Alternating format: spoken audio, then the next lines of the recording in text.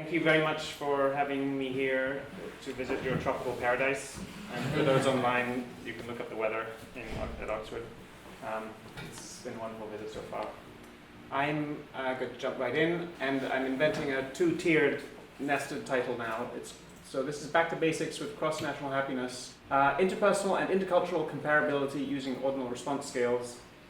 Still not done. Comparing subjective well-being across Africa. And I'm inspired to focus on Africa, I guess, for three reasons. One is it's sufficient to have a look at the problems and solutions that I want to go over briefly. And also it's where most of the new humans are going to be this century, and where most of the improvement in well-being in the world will hopefully be this century. In some sense, my starting point for this work is some beliefs that came out of work back in 2010 with John Halliwell and others, and this is what I came away, and maybe we came away with, I think, in some sense overconfidently, but having overcome the very strong initial reservations against using an evaluative subjective well-being measure, which superficially you might think is not very comparable across cultures, means different things in different places, a host of natural objections. And what we found was that, for one thing, these two different questions of the life satisfaction question and the cultural ladder question seem to be getting at the same thing, as inferred by the fact that we got roughly the same coefficients in models using each. So that was important, especially because we maybe wouldn't have chosen the cultural ladder question as the first thing to put on the Gallup poll. And then secondly, that translating this question, or either question, across cultural contexts and into all these different languages around the world also seem to be getting at something similar around the world. So I guess I'm leaving you to review those quotes. Now, this is not the first work considering comparing the two questions or comparing responses around the world or thinking about why different cultures respond differently. But I'm going to really give, I think, hopefully a simple-minded update look at what it looks like and maybe go into the weeds a little bit. That's the agenda in 15, 20 minutes. Okay, so we're mostly here familiar. I'm going to be talking about just two life evaluation questions, the satisfaction with life question and the cultural ladder question. And confusingly, I'm sometimes going to call that ladder and sometimes I'll call it life today because of this wording.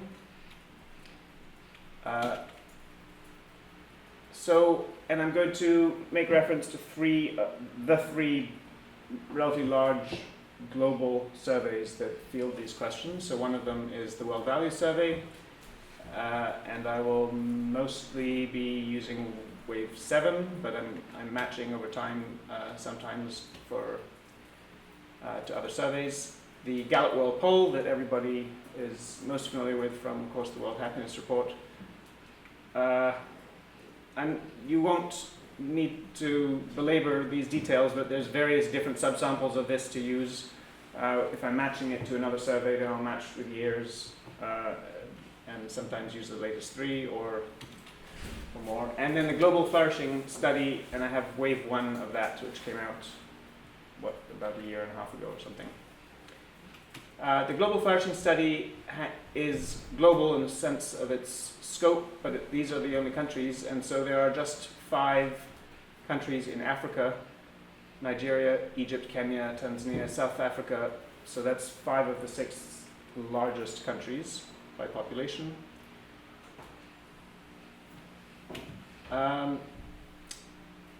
And so my theoretical framework, there's no theoretical framework for the moment. And as for the econometric approach, there's no econometric approach. I really, I guess I'm embracing what I try to make all of my students do, which is before going to any statistics or tests or estimates, just really get to look at the data. And that means looking at distributions of raw data. And you can do that for quite a long time with these data, and I'm going to stick to that for most of the talk. So here are these questions back that I mentioned for 2010.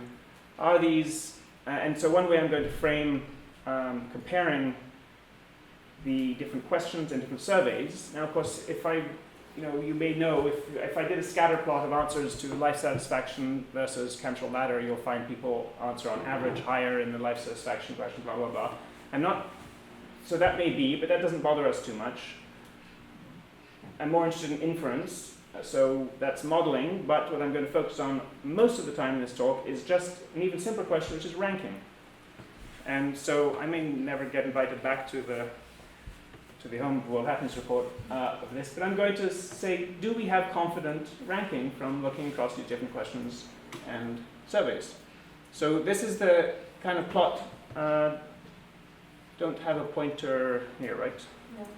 So this compares the ranks for, on the top in green, and with the scale on the left, life satisfaction question, which was fielded early on in the Gallup World Poll for 2.5 years or something like that. And responses from those same years, in fact, those same individuals answered both of these questions on those early Gallup World Poll years. And so on the bottom is the averages of the Cantrell ladder question, Life Today, for the same people.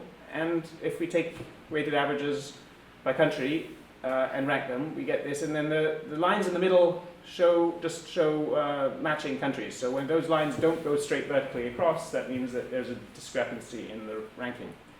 And the correlation between the ranks for these two measures is 0.76 shown at the bottom. So you could look at that and say, and note here I'm focusing just on Africa. You could say that they're pretty good. There are some differences. I mean, if you were one of the countries there with a very slanting red line, you might be upset. So let's just note some of the big ones there. Egypt and Tanzania both are pretty different across these two questions.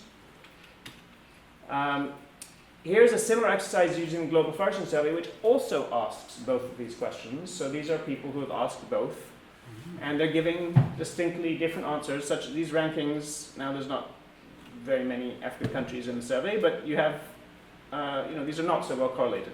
So and I'm not going to refer too much to the global data, but this also doesn't look very good if I showed you the rest of the world. Here's a different exercise now, comparing the same question on two different surveys. So this is similar time frame, Gallup Cantrell ladder and GFS Cantrell ladder, and actually it looks great.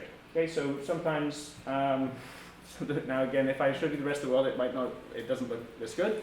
But that's sort of nice to see that you can measure the same thing. This is what we'd like to see. You can measure the same thing in a reproducible way. Similarly here, life satisfaction from those two surveys, but in this case they don't line up well in time, but actually still the ranking is not too bad for this small set. And here's now what happens if you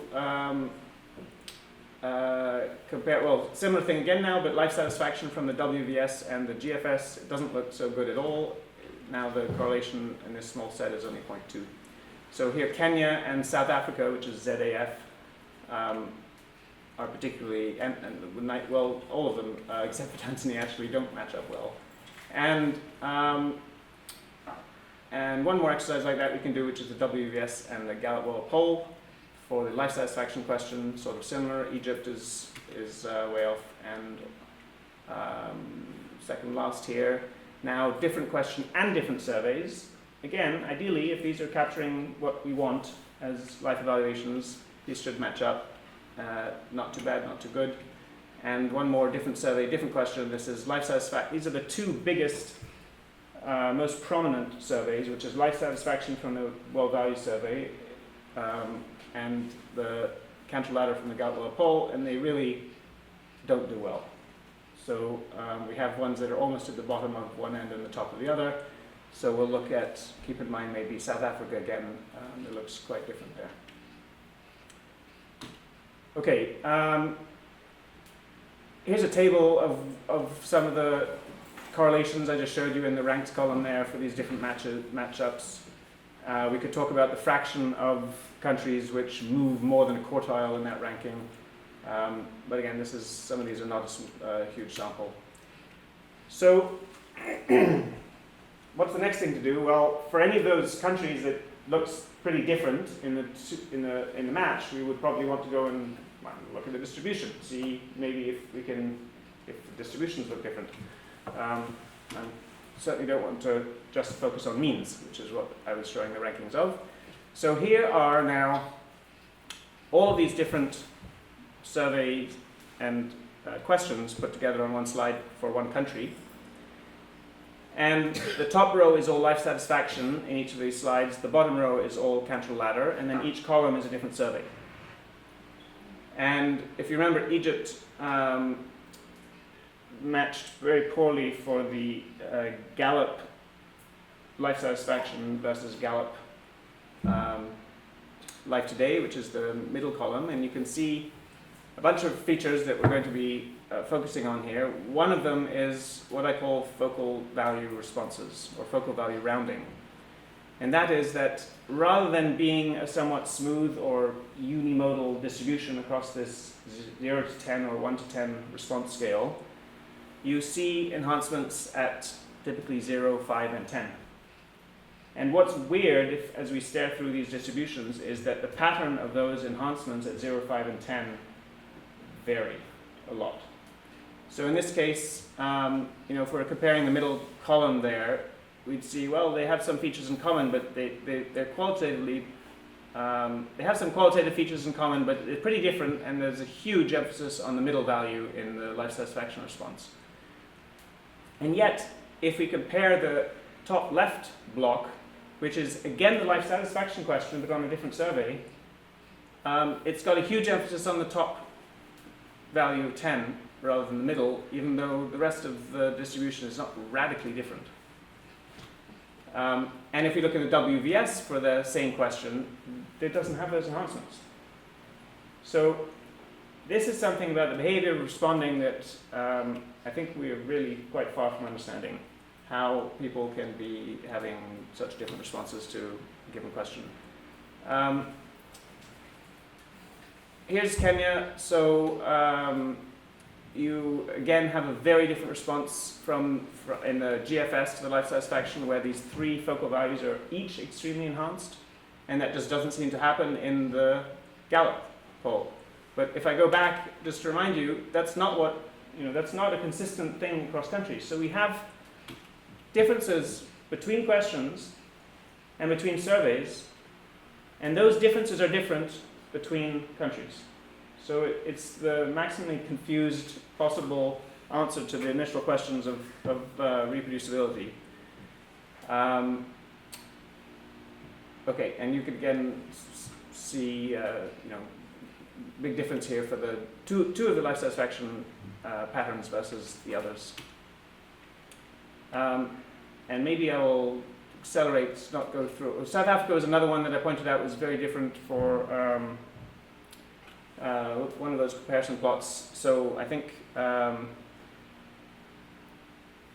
is the Gallup life today, which is in the middle bottom, and the WVS life satisfaction, which I said were two of the prominent ones, and you can see again, quantitatively quite different values. By the way, there's also showing the means here, and I haven't been pointing those out, but some of them are quite starkly different. Okay, lastly, Tanzania. So there's some really extreme stuff going on here, and just look at the focal. Actually, one is covered up on the top right here, which actually doesn't have a strong value for 10, which is also true of the middle top, but the other three have very strong focal values for all three. Okay, so the next thing, so that, and this is not too much, there's not too much probably surprising here, but these are aggregate distributions. What if we asked what individuals are doing? So what's the distribution of individual responses? That means the joint distribution across questions for people who've answered two questions on the same survey. That might be interesting. So those plots look like this. Here is Egypt, for example, and the the bottom numbers are the response to the life satisfaction question on the GFS, and the vertical axis is the responses to the Cantrell ladder on the same survey. And so you can see that there's a strong preference for 10 in life satisfaction and a relatively strong preference for 5 in the Cantrell ladder, but you can see that there are some people who gave 10 on one and 10 on one and 5 on the other, and some that gave 10 on both. Maybe that's not too surprising. If you have a focal value behavior, which in my conception means that you're simplified the scale and you, wherever your latent life satisfaction is, you're going to answer one of those 3, 0, 5, or 10.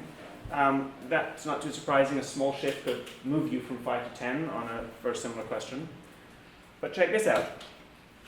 Here's Kenya, and you see some of the same things going on. There's some people who gave 5 on both, and 10 on both, and 0 on both, and then there's a considerable fraction, 3% gave 10 on life satisfaction and 0 on Cantrell, and 4% gave 10 on Cantrell and 0 on life satisfaction.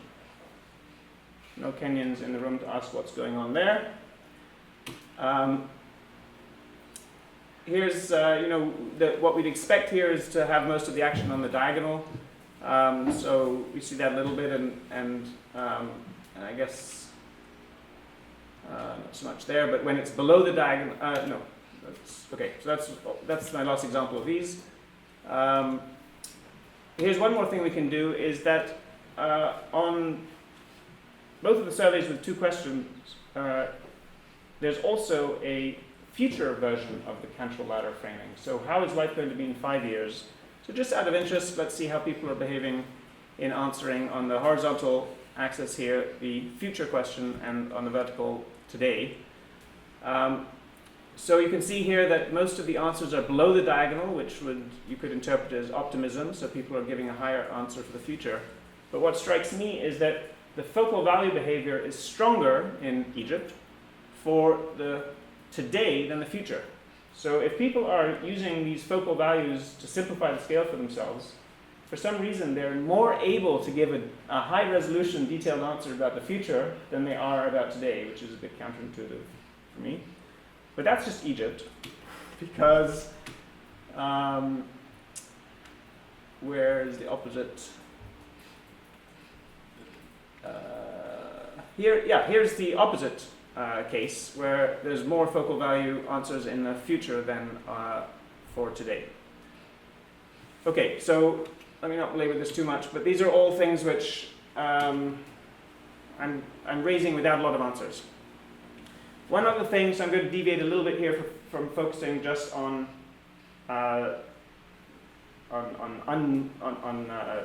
plain data and ask about coefficients. So one other, obviously what we're really interested, so you could say, well, all right, this is a lot of mess and there's confusion. I don't know how people are answering these, but at the end of the day, the thing that you said at the beginning was that when you ask these questions around the world and you estimate models, you find that the same thing seems to be important to life to the same degree, and that's actually the reason that we're doing any of this. Well, mostly we're interested in trends and maybe ranking as well, but the real science is in understanding what it is that makes for a good life. So is there consistency in these questions, even if the distributions look weird and different, in the estimated coefficients? So for that I'm going to use actually a linear model, and I'm just going to explain one of those 2 life evaluations with income, 2 education dummies, gender, age, and marriage status, and something for whether they live in urban or rural environment. And so here's a comparison for using within the GFS survey, people who answered both the life satisfaction question on the left and the ladder question on the right. Here's the coefficient for income in the 2 cases. The vertical blue line is 0, just for like your eye, and so, well, fairly good consistency. So that's nice.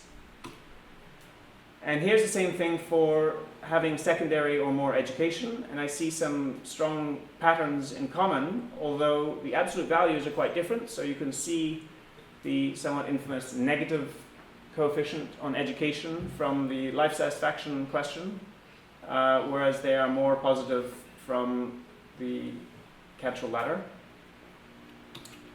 And here's the other education coefficient for post-secondary education, a bit wider. Uncertainty, somewhat similar pattern.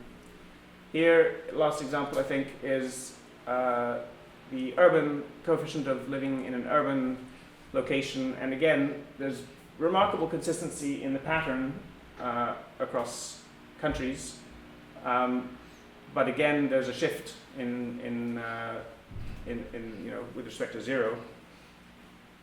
Now there's two different reproducibilities I'm interested in here. One is, do I infer the same coefficient for a given country using 2 questions or 2 surveys? But the other claim was, well, we're tapping into something fairly universal with this question, and so the determinants of life satisfaction are somewhat similar or uniform around the world. This is not a causal estimate, so I'm perfectly happy that the coefficients are not the same across countries. But ideally, we would get also some consistency actually in how important the given thing is across the country. Otherwise, we can't really claim to understand or make extrapolations, with these coefficients. Oh, and one more. There's age, quite reproducible. Oh, right, and marriage, and the other marriage question. So this one also we disagree a little bit on the signs. Okay, so that's maybe mixed news there. Let's talk a little bit now. So I'm coming into this largely because I've done a lot of work on this focal value rounding problem, and I hoped that it was going to be very useful in explaining differences across countries. And one of the nice things that I've discovered is that the behavior is somewhat predictable. So let me motivate that. This is maybe the one slide of non-African data, and this is global distributions now.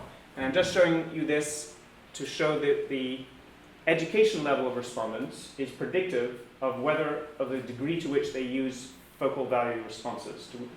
In other words, people with lower levels of education, left column, are more likely to simplify the scale for themselves when they answer. So the left column is less than secondary education, the middle is basic secondary, and the third is higher. And it's not okay. And so you can see the 0, 5, and 10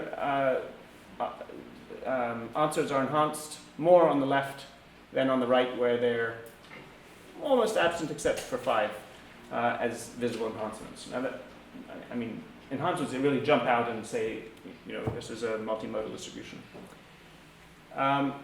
Okay, and I'm showing you world data because this dependence on education is not necessarily so strong in Africa. So I'm using Africa as data today, which is going to make my work a little bit harder. And I now want to talk just a little bit about what this focal value problem does to our inference using these data. And first, just think about averages. If people are shifting their values down, so imagine this is the latent, the inside, the actual, the latent answer to the life satisfaction question, but I'm simplifying my scale. It means that a distribution like this is going to suffer a downward bias in average reported life satisfaction because people are rounding down to 0. As the distribution is a bit higher, some people are going to be rounding down to 0, some are going to be rounding up to 5.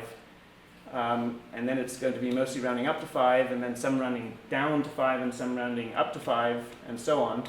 And so there are these quite complicated patterns of the kind of biases in average life satisfaction you'd expect from focal value problem. And so in the work that I published last year on this, which I'm going to need to gloss over because I'm running out of time, I talk about the maximum possible bias due to this focal value rounding. And in the case of average life satisfaction, it's plus or minus 2 is the maximum bias you can get on the average. For the case of coefficients, it's more complicated. So what's the maximum bias you can get in estimating a coefficient of a determinant of life satisfaction when you have this kind of rounding going on? And there you can read it, but it's, it can be as large as plus or minus 5 if you have discrete predictors, and it's unbounded for a continuous predictor. I'm going to very briefly try to give you some insight to this. Imagine first a population that's entirely low type, by which I mean only answers 0, 5, or 10. For such people, look at the bottom greenish circles now. The impact on estimated coefficients is going to be to attenuate them, to bias downwards, because these people are insensitive to changes. So if I have some variable that improves my life, it's not going to show up because I'm stuck on 5, or I'm stuck on 10, or I'm stuck on 0. So that's a bias downward on the inferred effect of some explanatory variable. If instead I'm, again, somebody who only uses focal values, but my intrinsic latent life satisfaction is right near 2.5 or 7.5, which is this boundary point where I might jump to one or other focal value, then a very small change in a predictor of my life satisfaction could nudge me, make me jump all the way from 5 to 10, or 0 to 5, or any of those. And so those are positive, so those exaggerate the effect. A very small effect of a predictor could have a very large effect on my response because it makes me jump between these points. So those are the red triangles. And then the other thing to consider is for people who are not always answering the life satisfaction question, but who are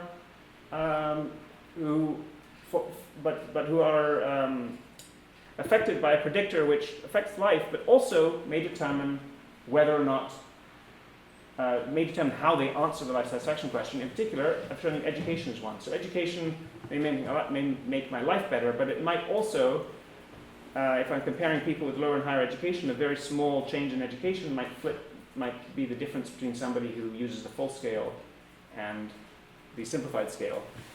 And so I'm not going to spell this out, but the top row here shows you that the effects of those are also positive and negative at different places on the scale. So all that adds up to extremely complicated biases on the coefficients. And this is then what a model that is trying to unwrap this has to handle.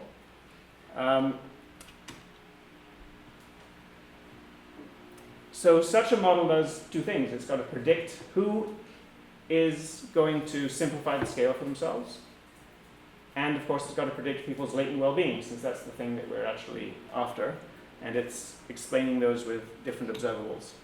So, so these are the two probability of using focal value rounding and the probability of having, let's say, an internal life satisfaction of a particular value. And I'm going to just consider the case of a single determinant of the focal value rounding, and then that same determinant affecting life satisfaction and a couple of others in empirical work in a moment. But first I want to show you some simulations, because the way I can get some sense... I'm going to skip over this. So I'm going to skip over all of my simulations here. Leave some time for Q&A. Yeah, exactly. Okay. The first part of the simulation is to show you how interesting and messy those biases can be. The second is to tell you that one of the things I hoped might be useful, rather than having this rather complicated model, is to use some tricks to simplify scale. So if I was given this raw distribution, observed distribution, one thing I could try to do is just get rid of those focal values and run OLS. And so the question is, how well does that work? Well, that's something I can answer by simulating again.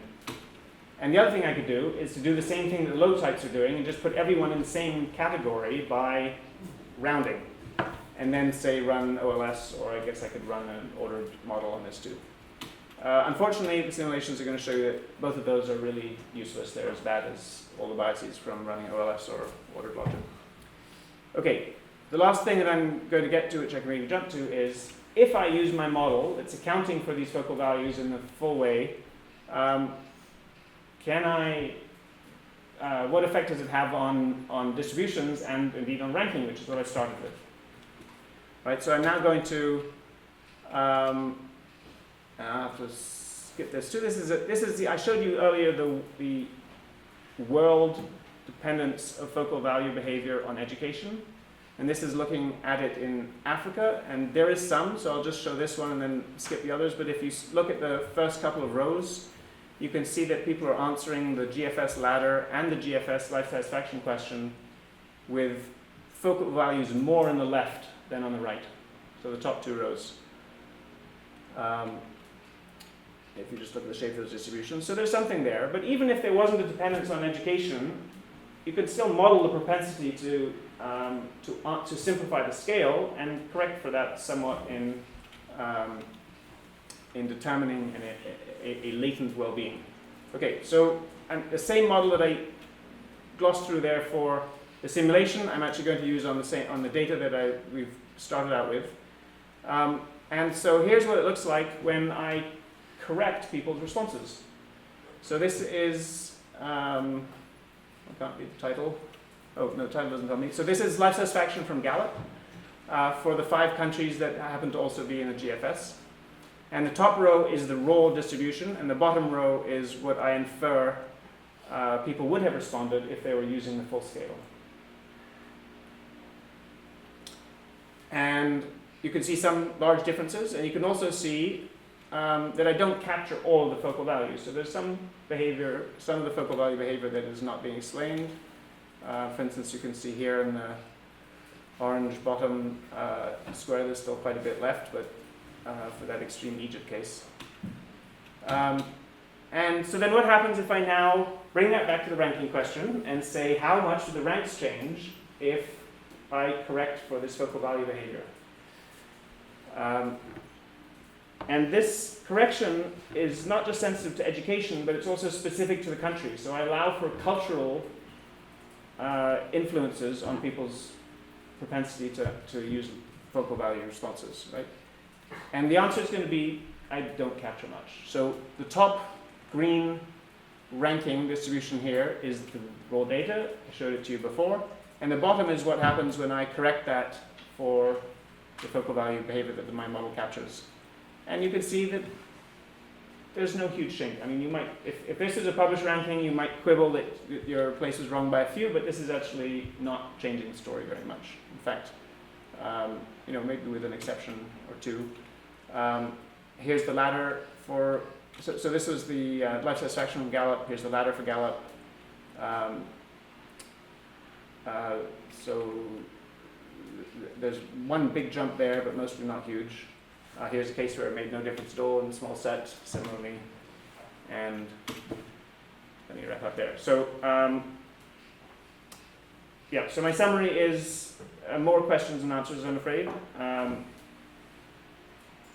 We can go into trying to figure out what's different about these surveys, but the fact that the differences depend on the country makes it confusing. And I don't seem to have a magic bullet with modeling these peculiar uses of the focal values, even as cultural effects. I'm still going to carry on working on that, but it's not going to solve everything. Thank you, Chris.